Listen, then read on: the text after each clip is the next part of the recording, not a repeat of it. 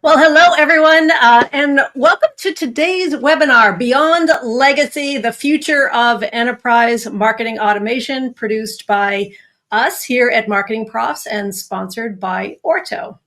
I am Ann Hanley, and I will be your moderator for today's amazing event. Before we begin, just a few quick updates and a few housekeeping notes. If you experience any audio or visual problems today, please try to refresh the page, or you can always log out and log back in. If you're on Wi-Fi or have multiple applications open, you know the drill. It will affect your viewing experience. So when in doubt, always close it out.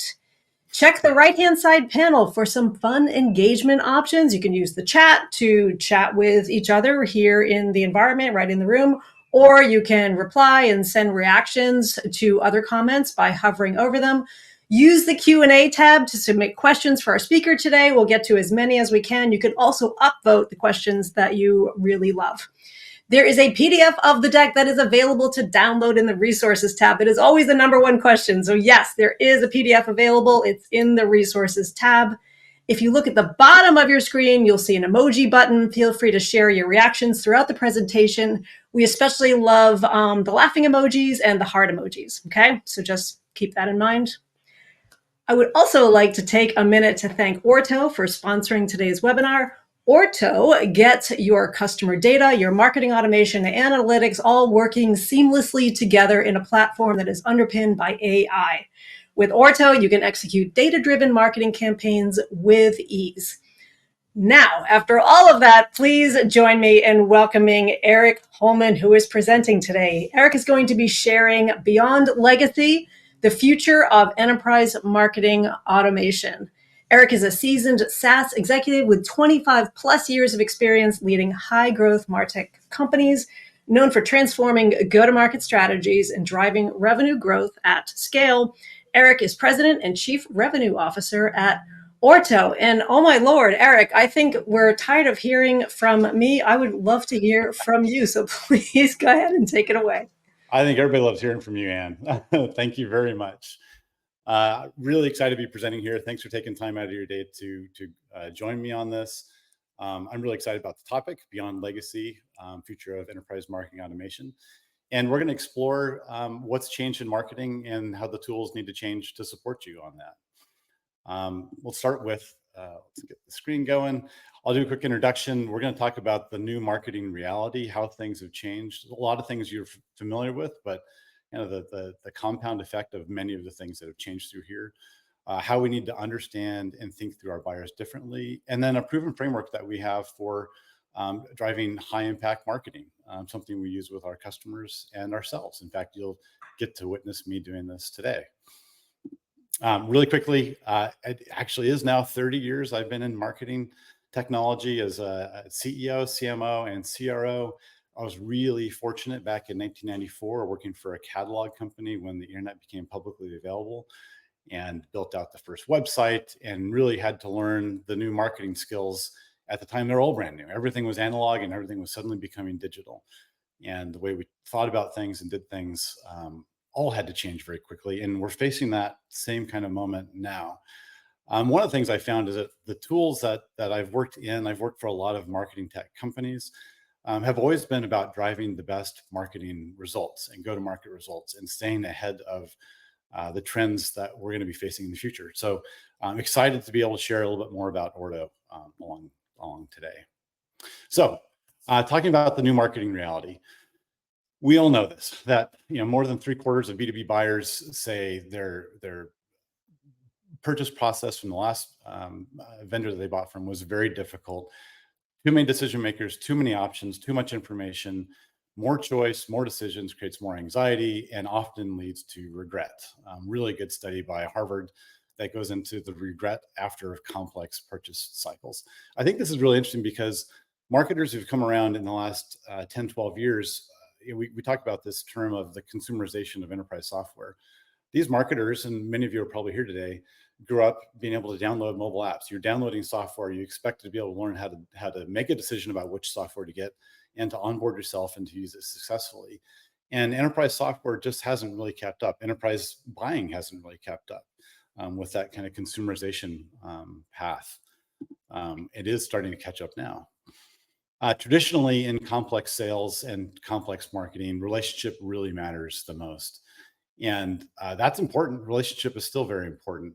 But with 3/4 of the buying decision happening before you ever speak with a vendor of any kind, the relationship is really the last step of a marketing process. And digital natives, those we've been talking about the last 10, 12 years, who grew up with getting their own software and making their own purchase decisions very quickly, expect to have more self-directed journeys before they have to engage in a relationship, in a buying relationship.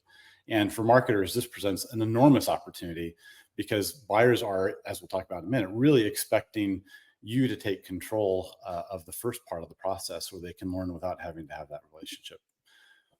High performing marketers are challengers. If you studied the CEB Gartner Challenger model, if you haven't, you definitely should, because this is a very good time to understand the Challenger model. Challengers teach, tailor, and take control. The 3 T's, really important. We're going to talk a lot about that going through here and how you can change the way you think about your marketing with that framework of teach, tailor, and take control. And challengers are very, very successful at getting a 3x improvement in engagement. And if we're in any kind of marketing, that's one of the things that we measure. We measure everything, all different sideways, up and down and backwards, but it's all about how are we getting engagement. So challenger model, teach, tailor, take control, can really impact this. Excuse me. And then the last part of this is lean principles. I'm sure you've read or heard about Eric Ries on Lean Startup. This is something that doesn't just apply to startups, but test, learn, optimize, not just launch and hope. I am a very big fan of failing fast because it means you're aligning better with your customers.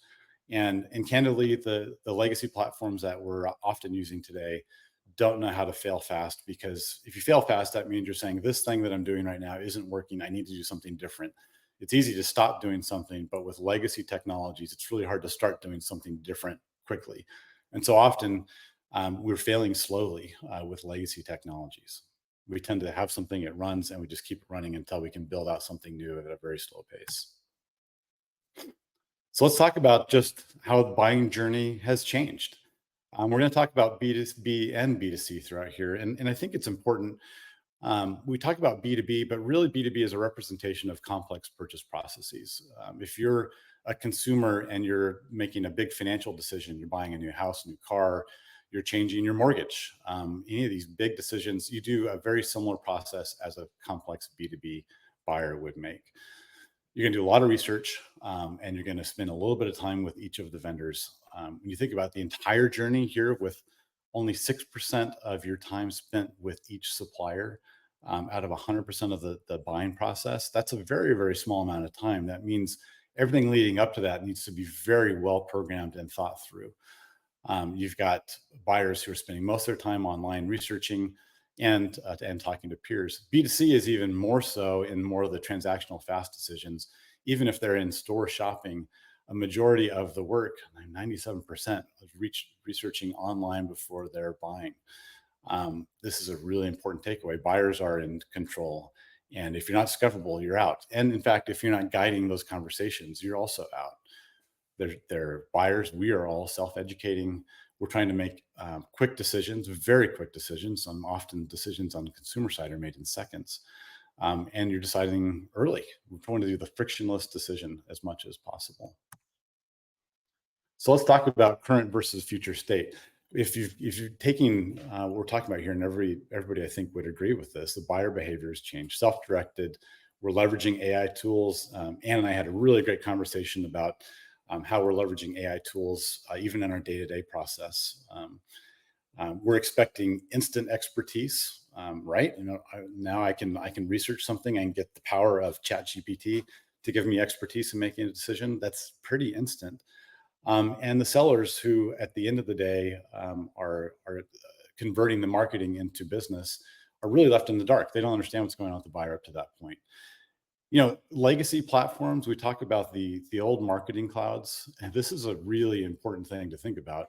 Most of the big marketing clouds, their first line of code was written between 1999 and 2001. We weren't talking about AI back then. In fact, we weren't talking about a lot of things that we do today. And as a result, those technologies just have not been able to keep up with the current and future state. They can be really difficult to use. They're very slow to use. Data is fragmented and all over the place. You know, the number one question you get is integrations to pull data in or to use data or to send data out and for reporting. There's a very high cost of ownership with legacy technologies. Many of the customers that we see using legacy technologies have consultants or very, very specialized roles to support the legacy technology. They're missing key channels. There's inaccurate, useless, or non-existent reporting or archaic reporting. And there's not a really easy way to do that fast fail, to test and learn. And if you're not doing that, you really are misaligned with your buyer. So this is the methodology that we talk about. This is how we think about it. Using the lean startup combined with a challenger approach. And this is something everybody can use right now, no matter what technology you're using. But it's a good framework to begin to think about your marketing in today's environment. Learn, build, and measure. That's the lean startup methodology. And on challenger is teach, tailor, and take control. These two things combined, and I've got a few examples that we're going to walk through, can really help improve how you think about your marketing to be more relevant, to get that better engagement. I'm going to start with an example. On the teach, tailor, and take control, one of the things that's really important in this AI world is data. You know, AI doesn't exist without enormous amounts of data. And so something I feel like I can teach you about is if you don't have data native in your marketing technology platform, you're really never going to be able to get the full power of AI in your customer journeys.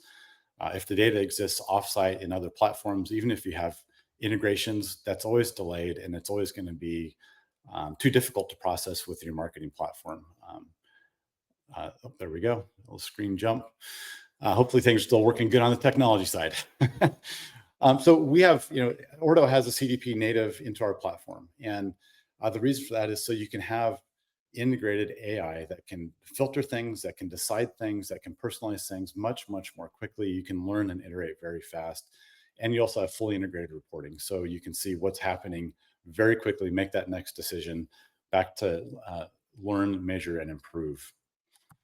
So if you've got a second, this would be a really good thing to take a screenshot of. We'll try to figure out how to get this on our website as well. These are the 6 things that you're going to want to think about as you're doing your marketing, kind of more modern marketing. One insight I can teach when you're talking to your consumers, how I can tailor it to my audience, how I can take control of that digital journey. Excuse me. What I'll build and experiment with next, how I'll measure success, and what I hope to learn. These things work together really, really well. And if you can think about this framework as you're putting together your next marketing communication, your next marketing program, your next marketing journey, not only will this help you be very on point with your customers and your audience, but also help you iterate really, really quickly. Because the last part here, what do I hope to learn? You set that out at the start before you even build your marketing program. And if you're not learning that thing, or you are learning that thing and it says, I can teach something different, you can cycle back through this again very, very quickly. Great framework. So focusing on value, teaching something new. We talk about teach, tailor, take control. So, the best teams do teach. And teaching customers isn't just a nice thing to get your brand across. It's also how you create loyalty. You become well-respected. You become a source of truth. You become a trusted partner when you're teaching your customers and your audience about how to think about their job, how to think about their purchase decision differently, how to think smarter and move faster. We all want to do that. And we gravitate to and have loyalty to those who are teaching us things. So think about your marketing as something that's teaching. Just a minute ago, I was teaching about the importance of a CDP with your marketing platform so you can take best advantage of AI. A good example, one of our customers is the Alfred Foundation. It's a nonprofit organization, and they wanted to do the same thing. They wanted to not just communicate out what happens with the donations and how they go to market with their support, but they wanted to really engage and teach. And they did a really good job of segmenting out their customers and identifying, where did this donation come from? What do we know about this person in their journey and in their data? And then communicating a very personalized journey, not just an email, a very personalized journey that spoke to the benefit of that person's donation to the Alfred Foundation and their audience. Led to much, much deeper engagement. You're going to see these crazy open rates, 60% increase in open rate and 3% increase in click-through rate. So they made a big change, and really because they were able to teach their customers, but also do some great segmentation, which gets us into tailoring. We broadcast a lot, and really, if you look at users of email platforms, marketing automation platforms, sadly, we're not using the full extent of the tools to do segmentation. We're doing a lot of broadcasting, very big buckets of emails, and your customers know it. They know that they're not being given the most relevant information. We call it narrowcasting. We want to start doing more narrowcasting. Majority of consumers and buyers expect brands to really understand their needs. This number keeps climbing. This was something that, back 30 years ago, we didn't expect brands to know my specific needs. There was no data about my specific needs. Now it's predominant. And if the buyer, the brand doesn't understand my needs, then they're just irrelevant to me. There's an expectation of personalization, and personalization drives ROI because it communicates what you know about their needs. And then segmentation. The DMA says more than half of consumer brands' revenue comes from segmented targeted emails. That's important, and I think we're just still barely scratching the surface.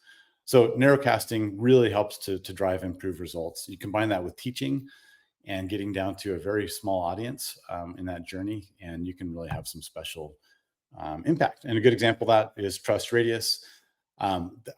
Trust Radius is an amazing brand, by the way, an amazing customer that we love working with. They really dove down to get higher segmentation of their journeys, of their customer journeys and their buyer journeys and the interactions. And as a result of getting very, very personalized and tailored in the segmentation, they were able to drive massive increase, 55% open rate, 18% click-through rate. Because they use that data to personalize and to tailor and to segment very effectively and very quickly. And then think about reframing how the customer thinks about things. So, one of the things that you can do is deliver a real good commercial insight to your customers. In fact, you can challenge your customer's way of thinking. And I'll go back to the CDP example I said a minute ago. Maybe you started this morning thinking the way that you had your data was all set up for AI, but maybe I've challenged you in thinking that maybe CDP needs to be integrated fully natively with your marketing platform. Challenging the way you think also helps buyers get more engaged with your brand. In fact, it helps you take control of that journey to say, maybe don't think about it this way, maybe think about things this way. And that slight change gives you more authority, helps you to continue to reinforce the teaching and tailoring, and really challenge how your customers think about their buying decision. A really good example, a recruiting firm called Double Oak. Recruiting firms, God love the people who work in recruiting firms because that is such a competitive market for companies and for recruiters. And it's also, I would say it's not generally well managed from a marketing perspective. A lot of recruiters use very generic sending out lists, very little personalization. It's about blast. There's an old adage that being first is being best, but sometimes being first and it's just generic doesn't help you at all. W Oak did a really good job of segmenting out their market and building these very personalized journeys for each of their lead types and clients based on the data that they had. Tremendous amounts of data should be put to work for that segmentation. And at the back end, they did very detailed reporting to be able to see, what did we learn? What can we do better? What can we refine? And they do it and they stick with it. And massive increase in their MQLs and open rates. I mean, look at that, 79% above the industry average. Talk about an opportunity to really disrupt your market, by reframing how your customers think about you. All right, last piece here on the Teach, Tailor, Take Control is taking control. This is really important because if you wait for customers to raise their hand and to start their own journey, you've kind of lost it already. Now they're going to be doing their own journey buying process outside of your control. Taking control isn't a bad thing. You frame it as taking control by helping the buyer find a journey that really works. One of the things we like to say at Ordo is even if you're buying marketing automation maybe once every 3 years, we're selling marketing automation 5 or 6 times a day. So we know what that journey looks like. We're very experienced in helping buyers guide that journey. And so we can put that to work. Like, use the information you have to tell your market how to make the best decisions, how to consider things, and really lead that process. Because then you do become strategic. You become the framework that they use to consider their market and their purchases. Great example is Literacy Planet. They had a trial. There's one of these companies that does a lot of trials, and they were waiting for trial users to just engage and convert on their own, to explore the product and to decide what they were going to do next. And they were having decent results, but they changed it around to do guided trial users, and they personalized experiences along the way. They weren't just using email; they were using pop-up widgets through the platform, so all the relevant communications at the right time, to prompt a trial setup, to prompt more learning and teaching about what a trial could do and how to use the product. And they had a massive increase in their open rate and massive conversion from their trials. So really anticipating and looking what the customer was going to need, and then driving them in that journey. Okay. So how do you actually do this? And we're actually coming right up to the end. Wow, we've gotten through this much quicker. Maybe I had a little too much coffee this morning. You're just not going to be able to do all these things at the speed that you need to in the market without a modern tool. And there's some really good modern tools out there, but you really need to focus on, and let me try to take control of your decision process as you look at modern marketing platforms. How can you launch faster? How can you do things that doesn't require coding, doesn't require complex integrations, so that you can launch, learn, test, do it again, and grow faster? How can you do segmentation faster? Segmentation is this really important tool, and really it's I would say one of the most important things that marketing invented 20 or 30 years ago inside of email marketing, was just looking at who's responding, who's not responding, and we got smarter and smarter at it. But segmentation is overwhelmingly still manual, and AI tools can do so much better segmentation, which is something that you can find in Ordo, because all the data is right there. You can do very simple, just like you would type a chat GPT. Tell me about the buyers who are doing this, this, and this, not this, and what would be the best personalized campaign for them. And instantly you can start to put together journeys that are segmented very precisely, that have some testing involved, dynamic segments that improve and change over time, along with very personalized content. And the last piece of that is making sure that you get the reporting right. You have to be able to see your analytics that are relevant to the campaign you put together, the filters you put together, the segments you put together. All that needs to be combined in one spot, and it needs to be real time. You need to be measuring that stuff on a real time basis. And a lot of these things are things that are not new to you, things that we all know. Buyers' journeys have been hard and getting harder all the time. Segmentation, personalization has always mattered so much, but the tools aren't keeping up with the expectations of the buyers. And you need to reframe how you think about your marketing within these new tools. And with that, I think I'm down to my last little slide here, which is just a reminder to teach, tailor, and take control of your journey better. So, Anna, man, we got through this like in record time. I think we're up to the end. I'll check for any Q&A on here. I don't see anything coming through yet, but there you are.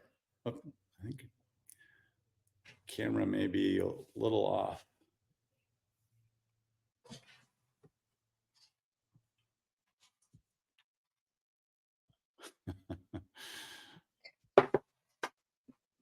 And we got you. I think so. Am I here? I don't know what the camera's looking at, but we can hear your voice. What is the camera looking at? That's a question for the age. Not sure either, but you can hear my voice, right? Can hear you just fine. Yeah. All right. Well, I'm going to let you talk, and I will. Kim, it says that the host has muted my video for some reason, so not sure. Is that something I can fix? I don't think I can fix that. Okay. Well, you know what? Let's dive into Q&A. I'll work on fixing the video while you answer. Yep. Thank you so much. Just, real quick, I just have to tell you that, I'm a major Swiftie. And so every time you said teach, tailor, or take control, I hear tailor as not as the TAILOR, but TAYLOR is what I was hearing. Uh, So that's funny. That would have been fun to have some pictures in there. yeah, I think, just a thought, just if you want to riff on this deck a little more next time you present it. Anyway, That's good. oh my gosh, I'm like a dog. Every time they hear the word, cookie or something, I might just my ears perk up at Taylor. Um, All righty. So, question for you to start. What are some of the signs that indicate that it is time to move away from some of the legacy systems that maybe your brand has been dealing with? Sure. Yeah, I mean, I think one of the key things is, are you able to iterate quickly? Hmm. And do you actually know what's going on in your platform? A lot of the legacy systems have been owned by lots of people over time, and you're the newest person who's owning it, and not really sure what all the things are going on in the background, and maybe they're just on autopilot. So sometimes it's a good time to just clean house, get things back in order, and take control of all the journeys.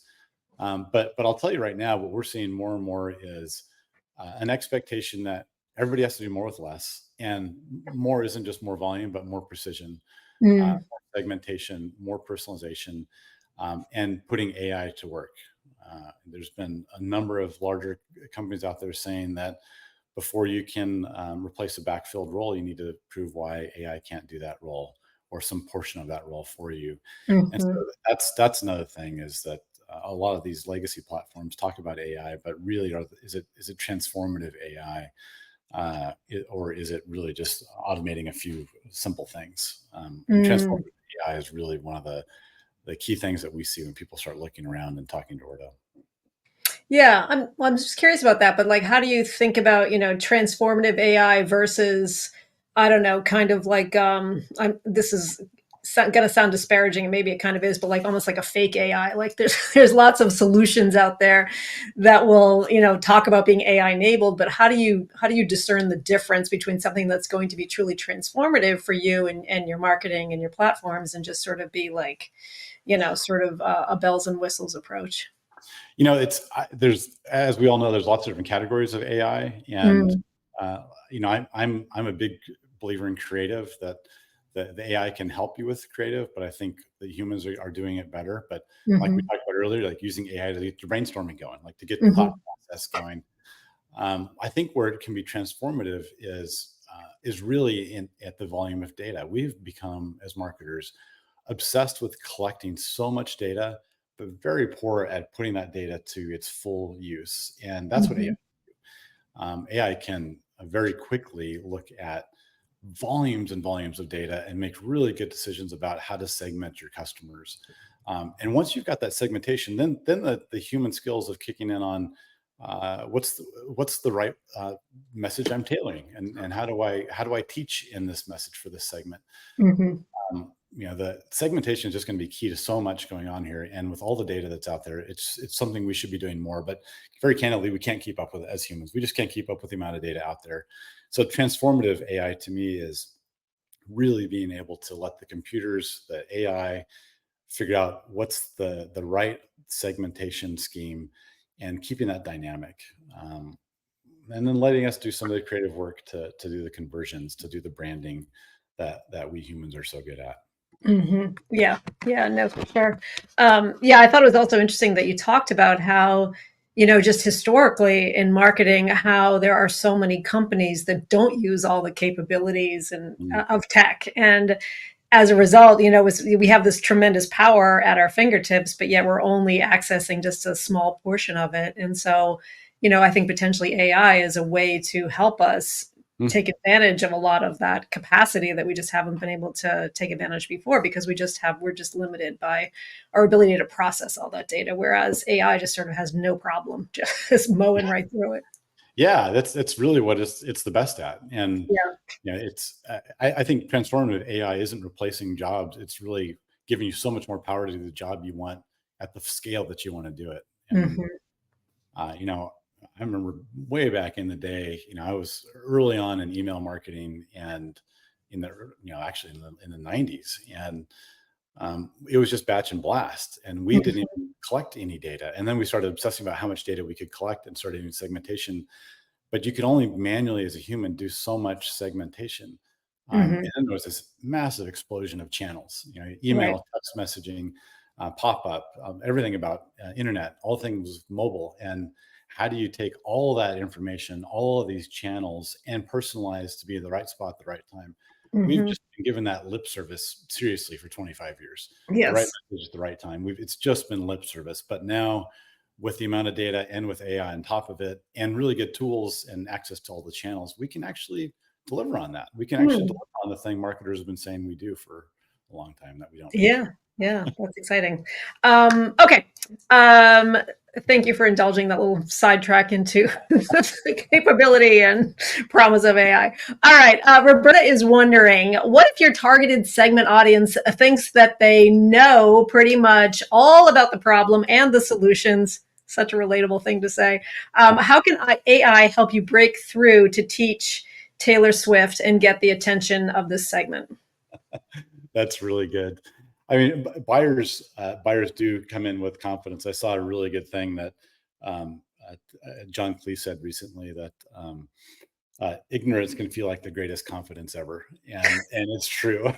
And like you can be uninformed and feel really smart about it. And so I think sometimes it's reinforcing. It's like having any kind of conversation, a persuasive conversation of Mhm. reinforcing what is accurately known that we can both agree on, and then dropping in challenges. And I think it's actually really a great opportunity to reframe for the buyer if you can find ways of saying, let's think about it this way. Or maybe you haven't thought about this component, or future cast. Like, well, that might be what you know today, but there's going to be versions and variations of how your product is purchased and used in the future. How is that going to impact the information you have today? So maybe you can't teach them anything new about right now, but you can cast a vision for what they can learn in the future. And so Mhm. that's where I would say starting to teach about the future, if you can, validate what they know, and then tailor and segment. And if you set up one of those things on the lean methodology of what do I want to learn in this, this might be the perfect use case. And what do I want to learn? Can I learn if this person really does know? Can I validate that they may not know something? Am I effective at persuading them to think about the future differently? Because if you are, that's a great learning insight that you can then use to optimize the next channel of communication. Yeah, that's true. You could also sort of role play it, I guess, with some generative AI platform and say, hey, like, this is what my customer thinks, how might I respond to this just in terms of bringing in a different point of view or a different way of looking at a problem, maybe. I love that. I love that. I mean, it's we talk about how do we ask AI about AI, and I think Yeah. really good. That's a really good way to frame it. In fact, there's so much data out there. Yeah, I agree. That would be a really interesting way to approach it. Role play it. Yeah, for sure. Um, okay, let's see. How long does it typically take to transition from a legacy system to more of a modern marketing automation system? Yeah, that's a really good question. So there's a strong misconception, back to teaching. Mhm. There's a strong misconception that it's a really difficult thing to migrate from legacy to modern platform. And the reason for that is because it was really difficult to set up the legacy platform in the first place. They are difficult to set up. And so we've all been trained, and we're all experts at having set up legacy systems and how difficult that is. And we're risk averse to do that again.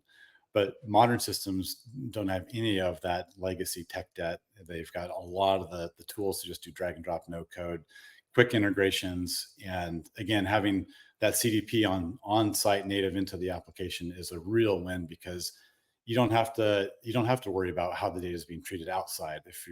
Even if you are using like a Snowflake or a Salesforce, you bring in the data that you want and you add the data that you have within the marketing platform, and it's all under your control. So setting up a new platform can be a matter of weeks. We had somebody migrate from a Salesforce marketing cloud in a matter of weeks with hundreds of journeys and complex, very, very complex use cases in real estate, as it turned out. Mhm. And we've had some that have taken a couple of months to do the migration. And that migration was really because they want to test and make sure that everything's working along the way before they switch over completely. But some of these legacy systems, I worked for one of these legacy companies for a while. We had a customer that took 13 months to migrate, and Wow. into that system. To migrate off of that system could take weeks, but to get it turned on took months back in the day. So I think that's it's an important question, but it's not nearly as daunting as people think.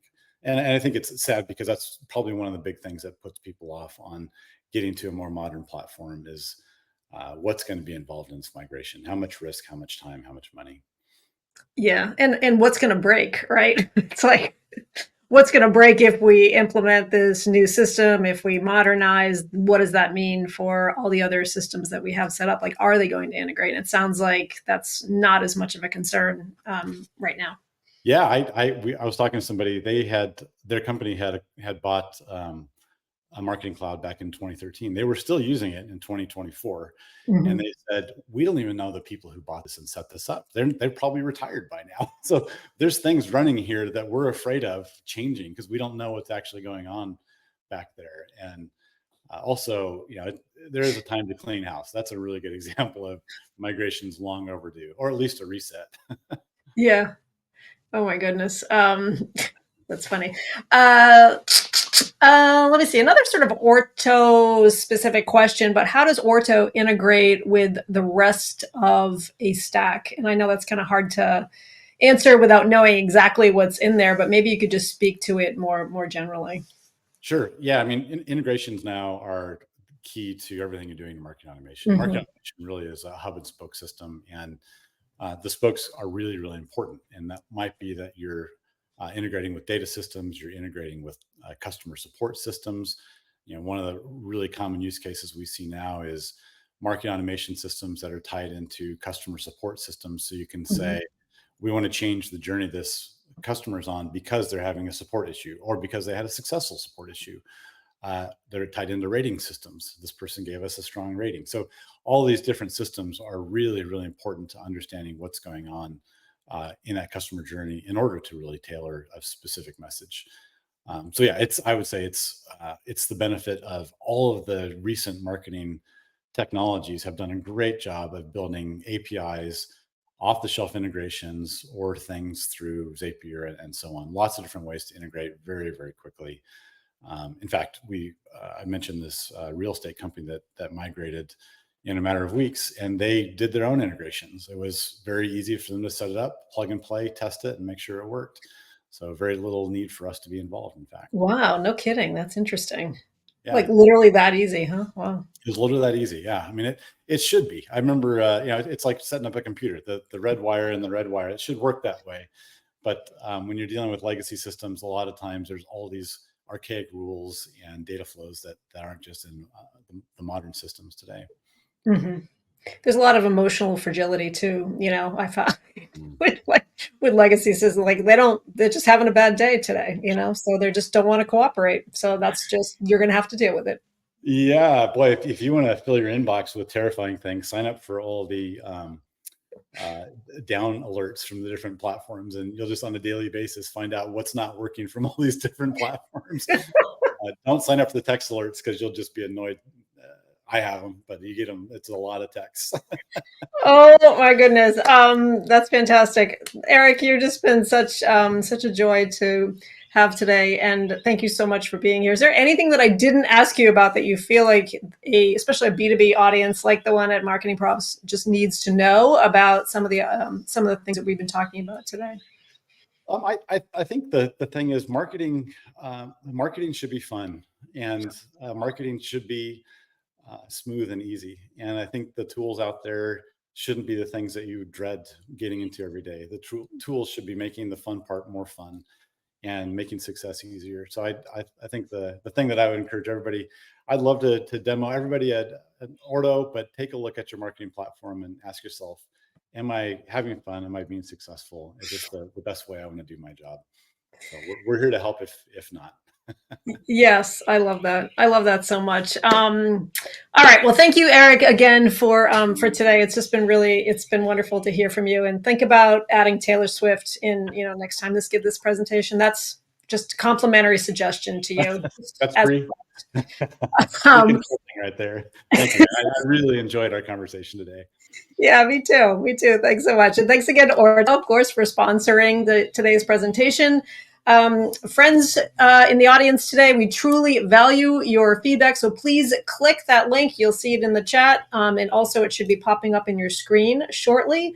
Fill out that short survey. Tell us what you thought about the session today. And thanks again for joining. I cannot wait to see you and possibly Taylor Swift and Eric at another Marketing Profs event.